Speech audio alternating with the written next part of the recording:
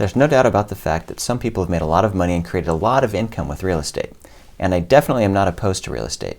But without proper planning, even this powerful asset can unnecessarily jeopardize your financial future. Let's look at a strategy to protect what you've worked so hard to build.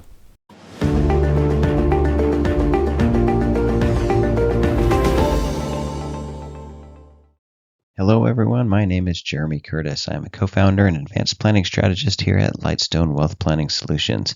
I have a JD, a Master's in Financial Planning, and am a certified financial planning professional. Today we're going to talk about advanced strategies in the areas of real estate and asset protection. Primarily in this video, we'll look at the importance of proper planning and business structures to help you minimize the risk of lawsuits, especially with rental real estate investments. You don't want to cut corners on this kind of planning. It's very critically important protection planning, or you might find yourself in a situation where you or your family are paying a devastating price later on. So just to give some context and background here, we're going to focus on a hypothetical scenario here, a case study of Jim and Lynn Lightstone, who are personal owners of rental real estate. They have a commercial property. It's worth about $2.8 million. It comprises a large portion of their personal assets, their personal wealth and net worth. And we're going to talk about what they might be exposed to in terms of risks and some of the things they can do to mitigate those risks.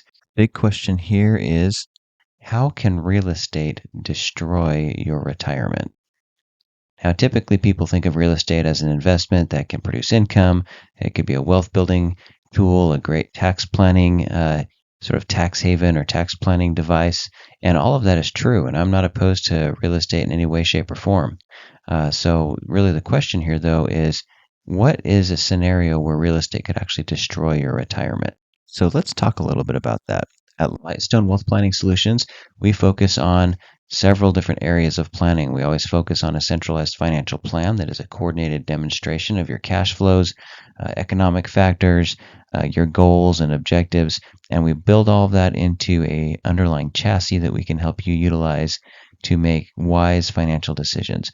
In addition to that, we also focus on these other important areas of taxation, protection, estate, and investment planning, represented in the blue boxes on the graphic.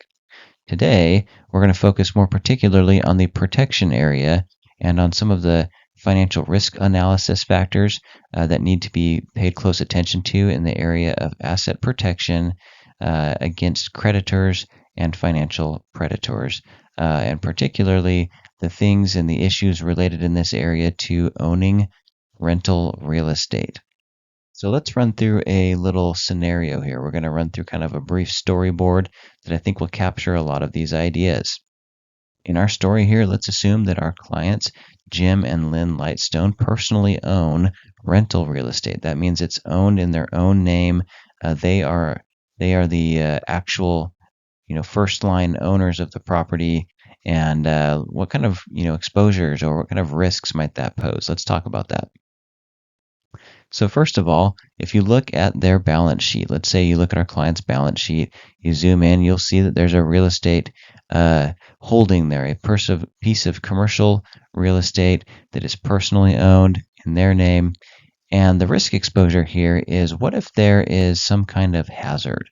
Maybe there is a slippery puddle in front. Maybe there's ice in the winter, and you've got someone who's jogging down the road. Maybe they don't see it, or they're turning a corner in front of this piece of rental property, a commercial property. Maybe it's a little storefront or a piece of, some kind of a storage facility or something like that.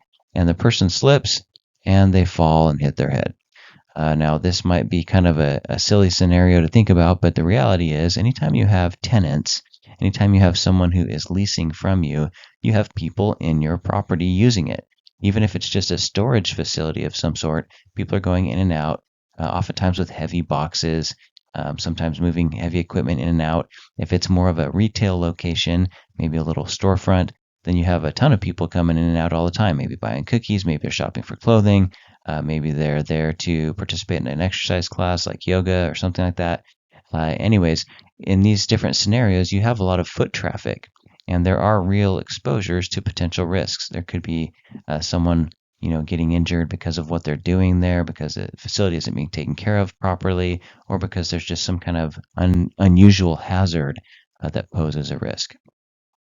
So what's the problem with all this? Well, if someone gets injured on your property, they may say, look, I'm going to sue because this hazard wasn't taken care of, or because I was injured sort of under your banner and on your land or in your building. So they're going to go to court. They could bring a lawsuit. They could go to the judge and explain their case and show their injuries. And if it was an extreme situation, the judge is going to weigh the factors of the case. You may have a jury involved. And however that ends up being resolved, maybe there's a settlement, but there's some kind of a judgment rendered against you and against your assets. Well, what does that mean? Well, that means that someone's got a claim for money from you, from the owner of that property, because of their injury and their damages. So where do you look now? Well, you got to take a look at what the composition of the client's balance sheet looks like.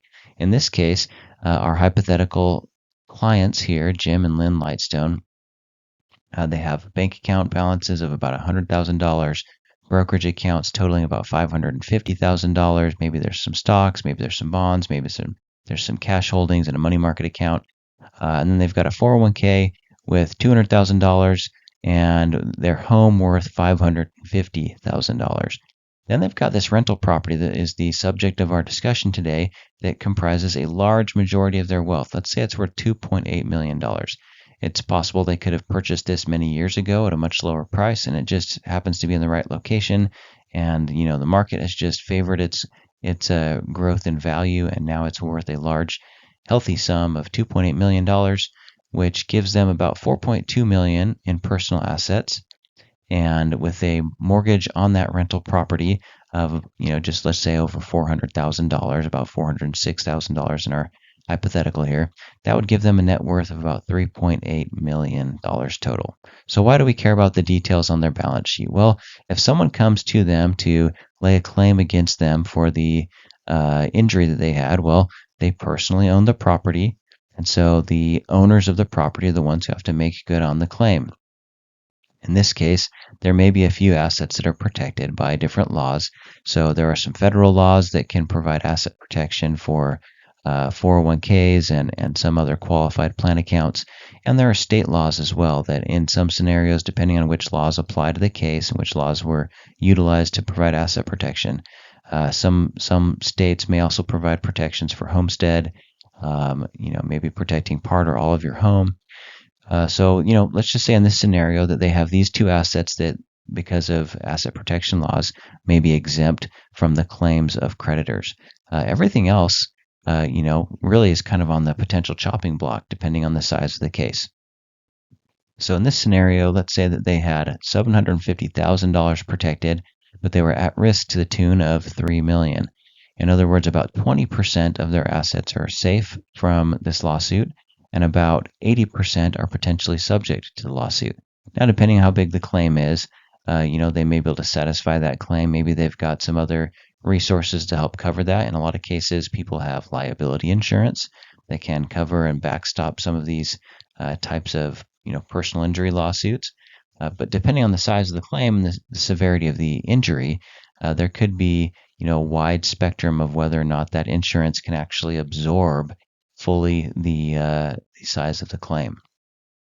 In this case, if there is no other tools in place and there had been no other previous planning done, the exposure for the client could be enormous in terms of potentially losing the rental property itself and the income that it generates.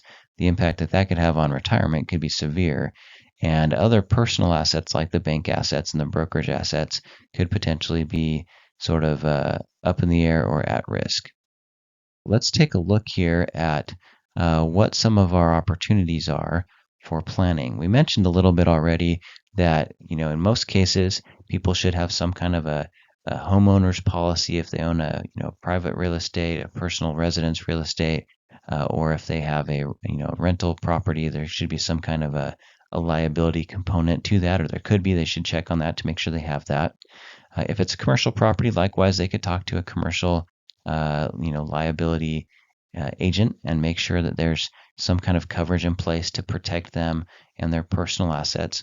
But there's another step that's really important, and most good attorneys would probably agree that a good step to take in this case is to look at a limited liability entity as part of your rental property ownership arrangement. This is often cases the same thing that's done in business ownership. If you talk to an attorney, a lot of times they'll recommend that you put your business ownership in some kind of a limited liability business entity. So in this case, what our recommendation would be for the Lightstone family is to say, you may want to talk to your attorney about the possibility of moving your rental property into an LLC to see if that's something the attorney agrees would be a viable and valuable way to protect the property while still being able to get the cash flows that flow from it in a tax efficient manner. In this case, short video here today, but there's just a few takeaway lessons that I think could be helpful. One is that real estate can be a wonderful asset, but owning it in the wrong way can pose terrible consequences. Another consideration or takeaway here is that while certain assets may be protected from creditors, some other assets could be at risk of loss in the event of a lawsuit. So just because you have some asset protected resources doesn't mean that everything's protected, and you need to kind of understand what is and what isn't, and also take additional steps to minimize your exposure to potential lawsuits to creditors and predators. So another lesson here is that if there was a serious injury, particularly on a rental real estate type of property, personal assets and your retirement could potentially be jeopardized depending on the severity of the injury, the size of the claim, the judgment that's rendered by the court, and whether or not you have coverage and insurance that's adequate, and so forth. And if the claim was big enough, bank assets, brokerage assets, other things like that could potentially be exposed to the lawsuit and the claims of your creditor. So the big lesson here is to work closely with your attorney. We would definitely want to make recommendations to our clients to connect with attorneys who understand asset protection and some of these business transactions, and to properly structure LLCs or other recommended limited liability types of structures and business entities, and also to evaluate their liability insurance coverage.